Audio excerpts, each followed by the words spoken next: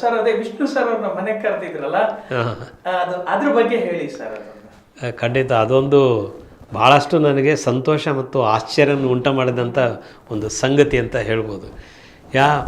ಯಾವಾಗ ನಾವು ವಿಷ್ಣುಜಿ ಅವ್ರ ಸಂಗಡ ಈ ಪ್ರೋಗ್ರಾಮ್ಸ್ಗೆಲ್ಲ ಹೋಗೋದೆಲ್ಲ ಶುರು ಮಾಡಿದ್ವಿ, ಅವರು ನನ್ನ ಬಗ್ಗೆ ಅಷ್ಟೇ ಪ್ರೀತಿ ತೋರಿಸಿದ ಮೇಲೆ ನನಗೇನೋ ಒಂದು ಆಸೆ ಆಯಿತು. ಆಗ್ತಾನೆ ನಾನು ಹೊಸ ಮನೆಗಿನೆಲ್ಲ ಕಟ್ಟಿದ್ದೆ, ಅಲ್ಲಿ ಅವ್ರಿಗೆ ಒಂದು ಸಲ ನಾನು ಊಟಕ್ಕೆ ಬನ್ನಿ ಅಂತ ಕೇಳ್ಕೊಳ್ಳೋಣ ಅಂತ ಒಂದು ಆಸೆ ಆಗಿತ್ತು. ನಾನು ಹೇಳಿದೆ ಊಟಕ್ಕೆ ಬನ್ನಿ ಅಂತ ಹೇಳಿದ್ದಕ್ಕೆ ಅವರು ಓಕೆ ಆರಾಮಾಗಿ ಬಂದರು. ವಿಶೇಷ ಹಾಂ, ಅದೇ ನಾನು ಅವ್ರಿಗೆ ಹೇಳದೇ ಇರೋದೊಂದು ತಪ್ಪು ಮಾಡಿದ್ದೆ. ಆಮೇಲೆ ನನ್ನವ್ರು ಬೈದರು ನನಗೆ. ಆ್ಯಕ್ಚುಲಿ ಅಲ್ಲ ಗುರು, ನೀನು ಬರೀ ಊಟಕ್ಕೆ ಬಾ ಅಂತ ಹೇಳಿದೆ, ಮನೆಗೆ ಕೂತ್ಕೊಂಡು ಮಾತಾಡೋದು. ಅಲ್ಲಿ ನಾನು ಸ್ವಲ್ಪ ಹೊಸ ಮನೆ ಕಟ್ಟಿಸಿ ಮೇಲೊಂದು ಟೆರೇಸ್ ಥರ ದೊಡ್ಡ ಜಾಗ ಮಾಡಿದ್ದೆ, ಮ್ಯೂಸಿಕ್ಕಿಗಾಗಲಿ ಅಥವಾ ಎಕ್ಸಸೈಸ್ ಮಾಡೋಕ್ಕಾಗಲಿ ಆ ಥರ.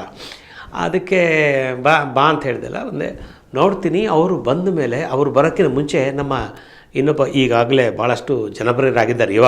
ಆವಾಗಿನ್ನೂ ಅಷ್ಟು ಜನಪ್ರಿಯ ಆಗಿದ್ದಿಲ್ಲ, ಪ್ರವೀಣ್ ಗೋಡ್ಕಿಂಡಿ ಅಂತ ಅವರು ಧಾರವಾಡದಿಂದ ಬಂದಿದ್ದರು. ಅವ್ರನ್ನ ನಾನು ನನ್ನ ಪ್ರೋಗ್ರಾಮ್ನಲ್ಲಿ ಗುರುತಿಸಿ, ನನಗೆ ಫ್ಲೂಟಿಸ್ಟ್, ಯಾಕಂದರೆ ಲೈವ್ ಇನ್ಸ್ಟ್ರೂಮೆಂಟೆಲ್ಲ ನುಡಿಸೋ ಆ ಟೈಮ್ನಲ್ಲಿ ಒಳ್ಳೊಳ್ಳೆ ಆರ್ಟಿಸ್ಟ್ಗಳೇ ಸಿಗೋದು ಕಷ್ಟ. ಸೊ ಅವ್ರನ್ನ ನೋಡಿ ನಾನು ಇಷ್ಟಪಟ್ಟು ನಮ್ಮ ಒಂದು ಅಮೇರಿಕಾದ ಕಾರ್ಯಕ್ರಮಕ್ಕೆ ಅವ್ರನ್ನ ಕರ್ಕೊಂಡು ಹೋಗಲೇಬೇಕು ಅಂತ ಡಿಸೈಡ್ ಮಾಡಿ ಒಳ್ಳೊಳ್ಳೆ ಆರ್ಟಿಸ್ಟ್ಗಳನ್ನ ಕರ್ಕೊಂಡು ಹೋಗ್ಬೇಕು ಅನ್ನೋದ್ರಾಗ ಫಸ್ಟು ಧಾರವಾಡದಿಂದ ಬಂದಂಥ, ಬೆಂಗಳೂರಿಗೆ ಬಂದಂಥ ಪ್ರವೀಣ್ ಗೋಡ್ಕಿಂಡಿ ಅವ್ರನ್ನ ಕರ್ಕೊಂಡು ಪ್ರೋಗ್ರಾಮ್ಗೆ ಹೋಗಿದ್ದೆ. ಅವರು ಅಲ್ಲೆಲ್ಲ ಕಾರ್ಯಕ್ರಮ ಎಲ್ಲ ಮಾಡಿದಾಗೆಲ್ಲ ತುಂಬ ಇಂಡಿವಿಜುವಲಾಗಿ ನುಡಿಸ್ತಾಯಿದ್ರು, ಎಲ್ಲ ಒಳ್ಳೆ ಹೆಸರು ಮಾಡಿದರು. ಅವ್ರಿಗಂತೂ ಒಂದು ಚಾಲೆಂಜಿಂಗ್ ಮಾಡಿದ್ದೆ ನಾನು ಪ್ರವೀಣ್ ಗೋಡ್ಕಿಂಡಿ ಅವ್ರಿಗೆ.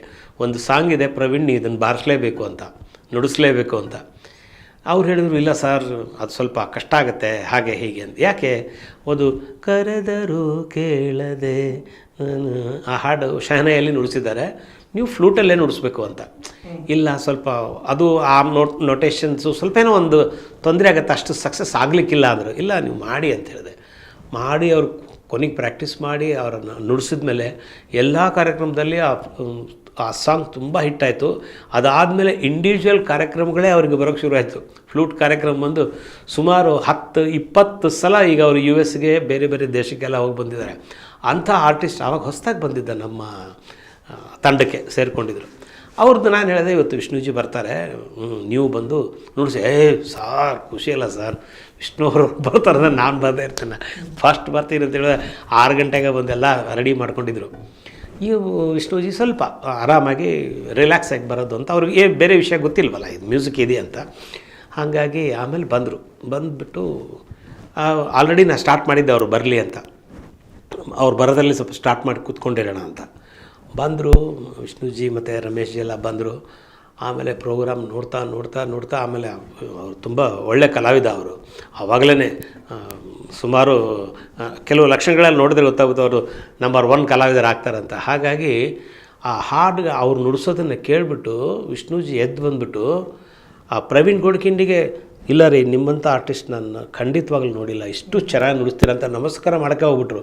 ಅವರು ಹೌಹಾರಿಬಿಟ್ರು, ಸರ್ ನಾವೆಲ್ಲ ನಿಮ್ಮ ದೊಡ್ಡ ಅಭಿಮಾನಿಗಳು, ನೀವು ಬರೀ ಒಂದು ಮಾತು ಹೇಳಿದ್ರೆ ಸಾಕು, ನೀವು ನನ್ನ ಹತ್ರಕ್ಕೆ ಬಂದು ಕೈ ಜೋಡಿಸ್ತಾ ಇದ್ದೀರ, ತುಂಬ ನನಗೆ ಕಷ್ಟ ಆಗ್ತಾಯಿದೆ ಅಂತ ಹೇಳಿದ್ರು. ಅಂದರೆ ಒಬ್ಬ ಆರ್ಟಿಸ್ಟ್ ಬಗ್ಗೆ ವಿಷ್ಣುಜಿಗೆ ಎಷ್ಟು ಪ್ರೀತಿ, ಆಮೇಲೆ ಅವರ ಕಲೆ ಗುರುತಿಡಿಯೋಂಥದ್ದು ಒಂದು ಬೇಕಲ್ಲ, ಏನಿದೆ ಅಂತ.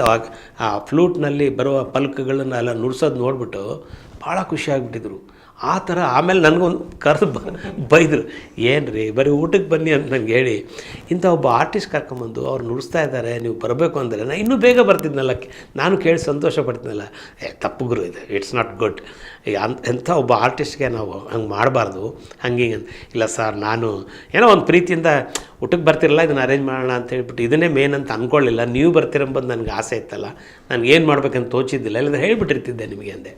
ಇಲ್ಲ ಅಂಥೇಳಿ ಅದೊಂದು ಸನ್ನಿವೇಶ ನನಗೆ ಇವತ್ತಿಗೂ ಮರೆಯಾಗಿಲ್ಲ. ಯಾಕಂದರೆ ಅಷ್ಟು ಇವತ್ತು ಅವರು ಪ್ರವೀಣ್ ಗೋಡ್ಕಿಂಡಿ ಕೇಳ್ತಾರೆ ನನಗೆ, ಸರ್ ಅದೊಂದು ಫೋಟೋ ಇದೆಯಾ ವಿಷ್ಣುಜಿ ನನ್ನ ಮುಂದೆ ಕೂತ್ಕೊಂಡಿರೋದು. ಅವ್ರು ಸ್ವಲ್ಪ ಹೈಟ್ ಮಾಡಿ ಟೇಬಲ್ ಮೇಲೆ ಕೂರಿಸಿದ್ದೆ, ಇವರೆಲ್ಲ ನಾವೆಲ್ಲ ಕೆಳಗಡೆ ಕೂತ್ಕೊಂಡಿದ್ವಿ ಒಂದು ದೊಡ್ಡ ಕಾರ್ಪೆಟೆಲ್ಲ ಹಾಸಿ. ಅದೊಂದು ಫೋಟೋ ಇದ್ದರೆ ನನಗೆ ಭಾಳ ಖುಷಿಯಾಗುತ್ತೆ. ಎಷ್ಟೋ ಜನ ಕೇಳ್ತಾ ಇದ್ದಾರೆ ನನಗೆ. ನಾನು ಹೇಳಪ್ಪ ಅವಾಗೆಲ್ಲ ಆ ಐಡಿಯಾನಿಲ್ಲ ಮನಸ್ಸಲ್ಲಿ, ಇದೇ ತೆಗಿಬೇಕು, ಹಿಂಗೆ ಮಾಡಬೇಕು, ಇದನ್ನು ಅಪ್ಲೋಡ್ ಮಾಡ್ಬೇಕಂತ ಏನು ಐಡಿಯಾ ಇರಲ್ವಲ್ಲ ಆಗಿನ ಟೈಮ್ನಲ್ಲಿ. ಹಾಗಾಗಿ ಇವತ್ತು ಕೇಳ್ತಾ ಇರ್ತಾರೆ ಪ್ರವೀಣ್ ಸಿಕ್ಕಾಗ, ಸರ್ ನನಗೆ ಹೆಂಗಾರ ಒಂದು ಏನಾದರೂ ಫೋಟೋ ಸಿಗ್ಬೋದು ಅಂತ. ಅಷ್ಟು ಪ್ರೀತಿ ವಿಶ್ವಾಸ ಆರ್ಟಿಸ್ಟ್ಗಳ ಮೇಲೆ.